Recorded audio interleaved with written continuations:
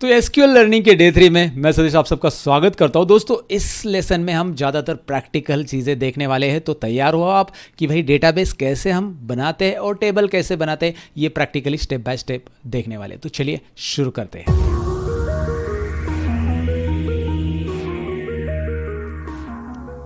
लेकिन आगे बढ़ने से पहले मैं आप सभी से रिक्वेस्ट करूंगा कि भाई पेन और पेपर लेके बैठिए, मतलब नोटबुक और पेन लेके बैठिए, ताकि जो मैं पढ़ाने वाला हूं उसे आप प्रॉपरली लिख लो, ताकि आप बाद में इसके ऊपर प्रैक्टिस कर सकते हैं। सो डेटाबेस और टेबल कैसे बनाना है हमारे एसक्यूएल के अंदर, वो पहले हम देखने वाले प्रैक्टिकली। तो मैं एसक्यूएल स्टार्ट कर देता हूँ। आपके सामने एसक्यूएल की स्क्रीन यहाँ पे दिखाई दे रही है। आप जब स्टार्ट करोगे आपको ऐसा रहेगा। उसके बाद आप सर्वर पे क्लिक करोगे और आपको मैंने इसके पहले लेसन में बता दिया कि भाई पासवर्ड आ जाएगा। पासवर्ड डालते समय क्या चीज़ें ध्यान में रखनी है वो बता दिया है मैंने। अब आप पहले लेसन से आगे आ चुके हो तो ध्यान दीजिए यहाँ पे क्या करना है। अब मेरे केस में यहाँ पे डेटाबेस में मैं एक्सपांड करूँगा, तो मेरे पास बहुत सारे डेटाबेस है, क्योंकि मैं ये सिस्टम यूज़ कर रहा हूँ जिसमें मैं हमेशा एसक्यूएल में ज़्यादातर ट्रेनिंग देता हूँ। तो ये मेरा सिस्टम है। जो पहला सिस्टम मैंने आपको दिखाया था उसमें फ्रेश सिस्टम लिया था, जिसमें मैं एसक्यूएल इंस्टॉल करके आपको दिखाया था। तो ज़रूरी नहीं कि आपके पास इतने सारे डेटाबेस रहे, आपके पास ये डेटाबेस ज़रूर रहेगा। पोस्टग्रे नाम से ये डेटाबेस आपके पास जरूर रहेगा, याद रखिए। तो एक डेटाबेस आपका रहेगा पोस्टग्रे नाम से, उसी के ऊपर आपको राइट क्लिक करना है। स्टेप्स देखिए, सबसे पहले राइट क्लिक करना है। हर एक चीज़ को मैं स्टेप बाय स्टेप बताऊंगा, स्टॉप करके बताऊंगा और जूम करके भी बताऊंगा, क्योंकि आप मोबाइल में देख रहे होगे तो आपके लिए थोड़ा सा यूजफुल रहेगा। तो आपको क्लिक करना है राइट क्लिक, पहले राइट क्लिक करना है और उसके बाद क्वेरी टूल पे आपको क्लिक करना है। तो मैं क्वेरी टूल पे क्लिक करूंगा। पोस्टग्रेस के ऊपर राइट क्लिक करके मैंने क्वेरी टूल किया है, तो उसका एक विंडो यहाँ पे ओपन हो चुका है और इसके अंदर यहाँ पे आप क्वेरी लिख सकते हैं। राइट, यहाँ पे क्वेरी लिख सकते हैं और जो क्वेरी रन हम करते हैं इस बटन से हम रन करेंगे। यहाँ पे एक छोटा सा बटन आपको दिखाई दे रहा है। क्वेरी यहाँ पे लिखेंगे, रन यहाँ से करेंगे और आउटपुट उस क्वेरी का यहाँ पे देखेंगे कि भाई आउटपुट क्या आ रहा है, मतलब मैसेज यहाँ पे बताएगा एरर है या डेटा आउटपुट भी यहाँ पे दिखाई देगा। अगर आउटपुट डेटा का हम रन करेंगे या कोई नोटिफिकेशन है तो वो यहाँ पे इस विंडो में दिखाई देगा। हालांकि इस विंडो की पोजीशन इधर उधर कर सकते हैं। यहाँ पे इस विंडो का जो ये बार दिखाई दे रहा है ना, टाइटल बार बोल सकते हैं, इसको ड्रैग करके इस विंडो को कहीं पे भी रखा जा सकता है। बट मेरा रिकमेंडेशन है कि इस तरह का ही लेआउट रखो। लेफ्ट साइड में ये पेन रहेगा, यहाँ पे आपकी राइट क्वेरी रहेगी, यहाँ पे आपका ये विंडो रहेगा मैसेज डेटा आउटपुट और नोटिफिकेशन का, ऐसा रखिए जनरली। ओके, सो यहाँ पे मेरा जो वर्जन है एसक्यूएल 16 में यूज़ करो। आपके केस में ये 17 आ रहा होगा, कोई इशू नहीं। मैं अपडेट करने वाला हूँ, मुझे अपडेट करने के लिए भी भूला गया है, तो मैं बाद में इसे अपडेट करूँगा, लेकिन कोई इशू नहीं, टेंशन लेने की ज़रूरत नहीं, क्योंकि सेम कमांड हम देने वाले हैं। ओके, तो अब यहाँ पे मैं कमांड क्या देने वाला हूँ मैं आपको बता देता हूँ। सबसे पहले मैं एक डेटाबेस बनाना चाहता हूँ, तो डेटाबेस के लिए कमांड सिंपल होती है क्रिएट डेटाबेस की।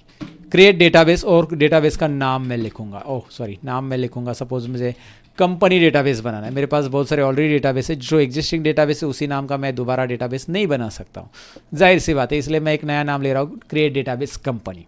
ओके, सो ये एक सिंपल कमांड है, क्रिएट डेटाबेस कंपनी कैसे लिखा है देख लीजिए और इसको रन कर देना है। जब आपके पास और कोई कमांड नहीं है तो आप इसे बिना सिलेक्ट किए हुए रन कर सकते हैं। यहाँ से रन के लिए एक तो ये बटन पे क्लिक कीजिए, ये वाला बटन याद रखिए, और else you can press the F5। देखिए शॉर्टकट की भी दी है, F5 आप प्रेस कर सकते हैं। ओके, अच्छा, और अगर मेरे पास बहुत सारे कमांड है तो जिस कमांड को, जिस क्वेरी को रन करना है तो उस क्वेरी को मैं सिलेक्ट करूंगा, उस लाइन को सिलेक्ट करूंगा और यहाँ पे रन पे क्लिक करूंगा। तो ये एक प्रॉपर स्टेप्स रहता है रन करने का। तो रन बटन पे क्लिक करते ही आपके सामने नीचे मैसेज में कुछ आपको दिखाई दे रहा है। भाई वो बता रहा है मैसेज सेक्शन में, ये मैसेज सेक्शन आपको दिखाई दे रहा है जिसमें आपको बता रहा है query return successfully in 254 milliseconds. Right, so ये क्वेरी रिटर्न हो चुकी है, मतलब हमारा कंपनी डेटाबेस बन गया है। अब आप कहोगे कंपनी डेटाबेस बना है, लेकिन यहाँ पे नहीं दिख रहा है कंपनी डेटाबेस, कहाँ है? तो कंपनी डेटाबेस अगर आपको देखना है तो आपको डेटाबेस के ऊपर राइट क्लिक करना है और रिफ्रेश। देखिए डेटाबेसेस के ऊपर राइट क्लिक कीजिए और रिफ्रेश बटन पे क्लिक कीजिए। बहुत ही सिंपल है, क्लियर है। कंपनी डेटाबेस अगर वहाँ पे नहीं दिख रहा है तो आप यहाँ पे राइट क्लिक करके रिफ्रेश कर दीजिए, आपको कंपनी डेटाबेस यहाँ पे दिखाई देगा जो कि हमने क्रिएट किया हुआ है। और आप कहोगे अभी उसमें रेड क्रॉस आ रहा है, अगर कंपनी डेटाबेस बनाए तो ये रेड क्रॉस क्यों? ये कनेक्ट नहीं है ऐसा लग रहा है, राइट? जैसे आप इस पर क्लिक करोगे ये कनेक्ट हो जाएगा, तो उसका टेंशन लेने की जरूरत नहीं। ये जो रेड दिख रहा है इसका मतलब ये कनेक्ट नहीं, लेकिन जैसे क्लिक करोगे वो कनेक्ट हो जाता है। अच्छा, ये डेटाबेस में अगर मैं स्पेलिंग मिस्टेक कर देता, मैं यहाँ पे कोई स्पेलिंग मिस्टेक कर देता and I am going to run this, what will happen? It will throw error, नीचे देखिए सिंटैक्स एरर। तो ये विंडो बहुत काम की विंडो है गाइज, बहुत काम की विंडो है। इस विंडो पे आपका पूरा ध्यान रहना चाहिए कि भाई कहाँ पे एरर आ रहा है, कहाँ पे नहीं एरर आ रहा है, वो सारी चीज़ें यहाँ पे आपको पता चल जाएगी। जैसे आप पर्टिकुलर क्वेरी को सिलेक्ट करके रन करोगे, अगर उस क्वेरी में कुछ एरर है तो ऑफकोर्स आपको वो एरर यहाँ पे मिल जाएगा अगर आप रन करते हो। तो यहाँ पे एरर मिल गया कि भाई आपने डेटाबेस स्पेलिंग में कहीं पे तो नियर, और ये देखिए ना सिंटैक्स एरर एट और नियर डेटाबेस। चलो ठीक है, आई गॉट इट। अब आप भी समझ गए होंगे, तो चलिए आगे बढ़ते, इसको ऐसे रहने देते। अब आगे मुझे इस कंपनी जो डेटाबेस मैंने बनाया उसके अंदर टेबल बनाना है। ध्यान से देखिए, अब बोलोगे फिर यहाँ पे कमांड लिखो, नहीं, अब मुझे कंपनी में बनाना है। तो ये वाला जो विंडो है ना, ये पोस्टग्रे डेटाबेस का विंडो है। अगर मैं यहाँ पे क्रिएट टेबल का कमांड लिख दूंगा, नया टेबल मुझे बनाना है, तो ये कंपनी में नहीं बनेगा, ये पोस्टग्रे नाम के डेटाबेस में बनेगा, जिसके ऊपर राइट क्लिक करके मैंने ये क्वेरी टूल लिया था। तो ये पोस्टग्रे नाम का डेटाबेस है ना, उसके ऊपर राइट क्लिक करके मैंने क्वेरी टूल लिया था। तो मुझे कंपनी में डेटाबेस, कंपनी डेटाबेस में, आई मीन टू से कंपनी डेटाबेस में टेबल बनाना है। ध्यान से सुनिएगा मैं क्या कह रहा हूँ, मुझे कंपनी डेटाबेस के अंदर टेबल बनाना है, कंपनी डेटाबेस के बाहर या दूसरे कोई डेटाबेस में नहीं बनाना है, मतलब पोस्टग्रे में नहीं बनाना है। और इसमें अगर आप क्रिएट टेबल का कमांड, आगे क्रिएट टेबल होता है, इसमें नहीं लिख सकते। हालांकि हम यहाँ पे बना सकते हैं, लेकिन वो पोस्टग्रे डेटाबेस में जाएगा वो टेबल। तो इसके लिए मैं क्या करूँगा, इसके लिए स्टेप क्या है, कंपनी के ऊपर राइट क्लिक करना है, और राइट क्लिक करने के बाद आपको यहाँ पे नीचे ऑप्शन मिल जाएगा कंपनी के ऊपर राइट क्लिक करके query tool. Again company database के ऊपर राइट क्लिक करके क्वेरी टूल लेना है। जब आप क्वेरी टूल लोगे तो ये एक विंडो यहाँ पे आपका पोस्टग्रे का था, यहाँ पे कंपनी का एक यहाँ पे नोटिस कीजिए, बहुत सारे लोग यहाँ पे गलत हो जाते हैं। हमने डेटाबेस बना लिया, लेकिन हमारा डेटाबेस हमने डेटाबेस बना लिया, उसमें टेबल भी बना लिया, लेकिन हमारा टेबल उस डेटाबेस में नहीं है, आ रहा है, कहाँ गया पता ही नहीं, दिख ही नहीं रहा है, मैंने बनाया दिख ही नहीं रहा है। अरे कैसे दिखेगा अगर आपने उस पर्टिकुलर डेटाबेस का विंडो फ्रेम क्वेरी टूल ही ओपन नहीं किया। तो यहाँ पे क्वेरी टूल ओपन कीजिए, हाईलाइट कर रहा हूँ अगेन, ये क्वेरी टूल जो मिस्टेक्स होती है यूजुअली वही मैं हाईलाइट करके पहले बता रहा हूँ, क्योंकि कॉमन मिस्टेक्स होती है ये, और आपको ये क्वेरी टूल ओपन करना है इसके ऊपर का। हालांकि आप ये ज़रूरी नहीं है, तो आप इसे यहाँ से क्लोज भी कर सकते हैं, राइट। अच्छा, आपका कहना है मुझे डेटाबेस अगर डिलीट करना है तो मैं कैसे डिलीट कर सकता हूँ। अगर ये डेटाबेस मुझे डिलीट करना है तो मैं राइट क्लिक करके इसके ऊपर डिलीट बटन यहाँ पे प्रेस करूँगा तो ये डिलीट हो जाएगा। राइट क्लिक और डिलीट, ये नीचे देखिए, राइट क्लिक और डिलीट यहाँ पे, राइट। ओके, ये एक तरीका है। और दूसरा ड्रॉप, जहाँ पे क्रिएट लिखा है उसकी जगह ड्रॉप लिखो, ड्रॉप डेटाबेस, और उसका नाम लिख दो, वो डिलीट हो जाएगा।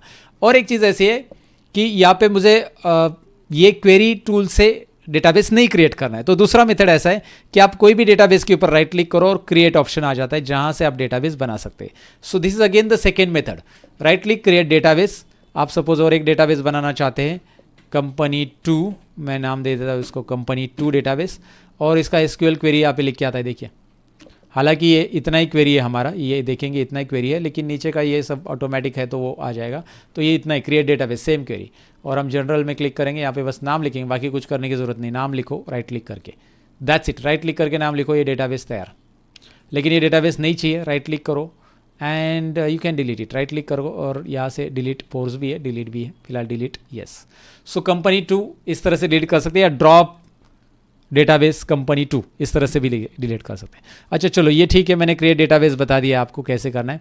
लेकिन ये क्रिएट डेटाबेस कमांड हो गई, मतलब अभी हम आ जाएंगे इस विंडो में, कंपनी इसी के ऊपर जो राइट क्लिक करके आए थे ना, हम राइट क्लिक करके हमने किया था, राइट क्लिक करके क्या किया था, क्वेरी टूल। तो क्वेरी टूल इसका आ गया, ये याद रखिए, क्वेरी टूल अगेन। अब मैं यहाँ पे आपको बताने वाला हूँ कि टेबल कैसे तैयार करते, क्रिएट टेबल हम देखने वाले।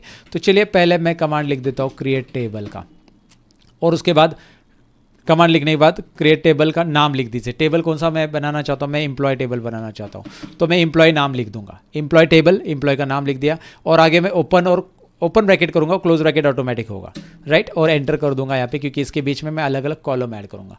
सो देखिए, क्रिएट टेबल एम्प्लॉय, मैं थोड़ा जूम करके भी बता देता हूँ। उसके बाद आप यहाँ पे टैप कीजिए, आप ऑफकोर्स यहाँ पे भी लिख सकते हैं, लेकिन मैं रिक्वेस्ट करूंगा कि आप टैप करके लिखिए, राइट। यहाँ पे आगे टैप करके लिखिए, ताकि थोड़ा सा आप उसके अंदर लिख रहे हो ना, उसके अंदर तैयार कर रहे हो, तो 1-2 टैब तो ऐड कर दीजिए, एटलीस्ट इधर तो भी कर दिया तो भी चलेगा, 1-2 टैब, ओके। या एक ही टैब रखा तो भी चलेगा, ऐसा कोई इशू नहीं है कि मतलब एक टैब रखिए बस। अब एक टैब प्रेस करने के बाद आप यहाँ पे पहला कॉलम ले लोगे। पहला कॉलम सपोज मैं ले रहा हूँ एम्प्लॉय आईडी। एम्प्लॉय आईडी ये कॉलम का नाम होगा, मैं कॉलम के नाम पहले लिखूंगा। यहाँ पे 3 चीज़ें देनी होती है आपको, तीनों चीज़ें कंपलसरी नहीं ऐसी होती है, कॉलम के हिसाब से होता है कि भाई उस कॉलम में क्या क्या चीज़ें आपको होती है। एक जब आप कॉलम का नाम लिखते हो, देखिए मैं एक ध्यान से ये चीज़ को ज़रा सीखिए। आप एसक्यूएल में टेबल बनाते होंगे, सॉरी एसक्यूएल में नहीं, एक्सेल में टेबल बनाते होंगे। तो एक्सेल में जब आप टेबल बनाते हो, serial number, name of employee, contact number आप लिख देते हो, लेकिन वहाँ पे कोई ऐसा मतलब डेटा टाइप असाइन नहीं होता है, यहाँ पे कोई कंस्ट्रेंट असाइन नहीं होता है। मतलब कॉन्टैक्ट नंबर में कोई भी डुप्लीकेट नंबर भी टाइप कर सकता है, ब्लैंक भी छोड़ सकता है। तो ये सारी चीज़ें वहाँ पे मतलब डेटा कैसे इन प्रॉपर वे मैनेज नहीं होता, लेकिन एसक्यूएल के अंदर प्रॉपर मैनेज होता है। तो एसक्यूएल में हमें उस डेटा एंट्री के टाइम पे या डेटा जो टेबल बना रहे उसके अंदर हमें अलग अलग कंस्ट्रेंट लगाने की ज़रूरत होती है। तो यहाँ पे मैंने एम्प्लॉय आईडी लिखा है, तो मैं यहाँ पे डेटा टाइप और कंस्ट्रेंट दोनों भी ऐड करूँगा। अब डेटा टाइप क्या होता है कि भाई एम्प्लॉय आईडी में क्या स्टोर होने वाला है। एम्प्लॉय आईडी में ऑफकोर्स न्यूमेरिकल वैल्यू स्टोर होगी, अगर वो न्यूमेरिकल एम्प्लॉय आईडी दे रहे, अगर वो EMP-1 है, EMP-2 है, तो वो आपको टेक्स्ट वैल्यू स्टोर होगी, मतलब टेक्स्ट टाइप का डेटा रहेगा। तो भाई उस कॉलम में कौन सा डेटा स्टोर होगा उसको हम डेटा टाइप बोलते हैं। डेटा टाइप के ऊपर और ज़्यादा डिटेल में एक्सप्लेनेशन दूंगा मैं, डेटा टाइप क्या होता है। डेटा टाइप बहुत इंपॉर्टेंट होता है प्रोग्रामिंग लैंग्वेज में, और सबको पता होना चाहिए जनरली कि भाई डेटा टाइप क्या होता है। को न्यूमेरिकल टाइप डेटा होता है, टेक्स्ट टाइप डेटा होता है, ये किस तरह से ट्रू और फॉल्स का डेटा होता है, जिसे हम लाइक वो डेटा भी हम कभी यूज़ करेंगे, उसके बारे में भी हम जानेंगे। सो फिलहाल तो ये कहना चाहता हूँ कि भाई डेटा टाइप के बारे में अभी ज़्यादा टेंशन लेने की ज़रूरत नहीं, क्योंकि उसके ऊपर एक थ्योरेटिकल एक्सप्लेनेशन मैं दे दूंगा और डिटेल में आपको समझाऊंगा। पहले तो आपको फोकस करना है, एम्प्लॉय आईडी मैंने लिया है और उसका डेटा टाइप क्या होगा, टेक्स्ट या न्यूमेरिक होगा। अच्छा चलो न्यूमेरिक है तो मैं इंट टाइप करूँगा, इंटीजर टाइप डेटा टाइप लूँगा। लेकिन मैं यहाँ पे ऑटोमेटिक नंबर चाहता हूँ, तो मैं यहाँ पे लेता हूँ एक डेटा टाइप जिसका नाम है सीरियल। इससे क्या होगा कि ऑटोमेटिकली नंबर आएंगे सीरियल वाइज 1 2 3 4, मुझे असाइन करने की ज़रूरत नहीं, ये मेरा काम बचाता है। और मैं कंस्टेंट भी ऐड करना चाहता हूँ, ऑफकोर्स मैं सीरियल ऐड करा तो ऑफकोर्स वहाँ पे डुप्लीकेट नहीं आएंगे, लेकिन मैंने इंट अगर लिखा होता है यहाँ पे डेटा टाइप इंटीजर, तो मैं खुद से मैन्युअल इंटर करना पड़ता है मुझे एम्प्लॉय आईडी, तो उस टाइम पे मेरा डुप्लीकेट होने का चांसेस है। तो मैं ये वाला एक कंस्टेंट ऐड कर दूंगा, प्राइमरी की। प्राइमरी की एक कंस्टेंट होता है जिसकी मदद से आप इस कॉलम में जो डुप्लीकेट वैल्यूज़ है उसको रेस्ट्रिक्ट कर सकते हैं, मतलब डबल वैल्यूज़ आएगी नहीं है। तो ये पहला, ये देखिए पहला कॉलम का नाम, दूसरा रहेगा, 3 चीज़ें ऐड करना है, पहला कॉलम का नाम, दूसरा रहेगा डेटा टाइप और तीसरा रहेगा कंस्ट्रेंट। अब इसमें से ये 2 है, ये कंपलसरी है और ये ऑप्शनल है, ये आप नहीं भी ऐड करोगे तो चलेगा, लेकिन पहले कॉलम के लिए तो जनरली इसकी ज़रूरत होती है। तो यहाँ पे इंड की जगह हम सीरियली लेते हैं, वैसे एक मिनट, इंड की जगह हम यहाँ पे सीरियली ले लेते हैं, मैं सीरियल टाइप कर देता हूँ, ओके ठीक है। आप याद रखो एम्प्लॉय आईडी लिखने के बाद एक स्पेस दे दो, फिर डेटा टाइप दे दो, डेटा टाइप देने के बाद स्पेस दे दो और कंस्ट्रेंट दे दो। कंस्ट्रेंट और डेटा टाइप के बारे में डिटेल में एक्सप्लेनेशन दूंगा। एंटर कर रहा हूँ, उसके बाद एंटर करने के बाद ऑटोमेटिकली कर्सर उसी के नीचे आ रहा है, एम्प्लॉय आईडी के नीचे। तो अब यहाँ पे मैं दूसरा ले लेता हूँ, एम्प्लॉय का नाम, EMP नेम है, एम्प्लॉय नेम या फिर नेम टाइप करो आप। वेर कैर में ले रहा हूँ, variable with character with varying length, right. So varying length मतलब ये होता है कि आप यहाँ पे डिसाइड कर सकते हैं कि मुझे मेमोरी में कितना स्पेस अलोकेट करना है कैरेक्टर्स का। मैं इस नाम को 100 तक, मतलब सपोज नाम बड़ा भी हो सकता है, जैसे नाम और सरनेम मिक्स करके, तो मैं 100 कैरेक्टर्स तक असाइन करना चाहता हूँ। आप 50 ले सकते हैं, 100 ले सकते हैं, 150 ले सकते हैं, जितना भी कैरेक्टर उस पर्टिकुलर फील्ड में आने वाला है। तो आपको ये वेर कैर क्या है, ये डेटा टाइप है, ये कैरेक्टर टाइप डेटा टाइप आएगा। नाम कैरेक्टर में रहेगा ना भाई, मतलब अल्फ़ाबेट में रहेगा वहाँ पे। सो टेक्स्ट टाइप डेटा टाइप को हम यहाँ पे वेर कैर यूज़ करेंगे। अगर न्यूमेरिकल है तो सीरियल, इंटीजर, ऐसे अगर वो सीरियली इंक्रीमेंट होना चाहिए तो ऑटोमेटिक सीरियल नंबर आएंगे, और इंटीजर हम डेटा टाइप भी दे सकते हैं। ये डेटा टाइप का डिटेल एक्सप्लेनेशन दूंगा, डोंट वरी। अभी बस आप टेबल कैसे बनाते हैं एक स्ट्रक्चर देखो कि भाई मुझे नेम कॉलम ऐड करना है तो उसमें टेक्स्ट टाइप का डेटा टाइप होना चाहिए, और मैं यहाँ पे कॉमा करके आगे बढ़ सकता हूँ। ये मैंने कहा है पहले कि नाम, जो कॉलम का नाम दे दो और उसके बाद डेटा टाइप दे दो।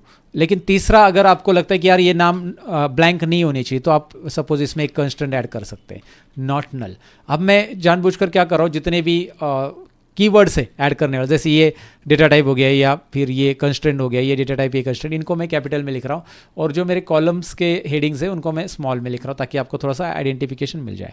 नॉट नल में स्पेस रहेगा, याद रखिए, नेम के बाद स्पेस, वेर कैर के बाद या वेर कैर 100, ये पूरा एक साथ, स्पेस, उसके बाद नॉट नल और कोमा देना है। नेक्स्ट कॉलम में आना है, आप ले लोगे आगे पोजीशन, सपोज मैं लिख रहा हूँ पोजीशन, डेजिग्नेशन ले लो, पोजीशन ले लो। वेर कैर अगेन मैं इधर लेना चाहता हूँ सपोज 50, क्योंकि ये कैरेक्टर और इसमें कोई कंस्टेंट नहीं ऐड करना है, कोमा करके आगे बढ़ सकते हैं। कोई कंस्टेंट की जरूरत नहीं है। कंस्टेंट, ये नॉट नल का मतलब होता है कि इसमें ब्लैंक वैल्यूज नहीं आएगी।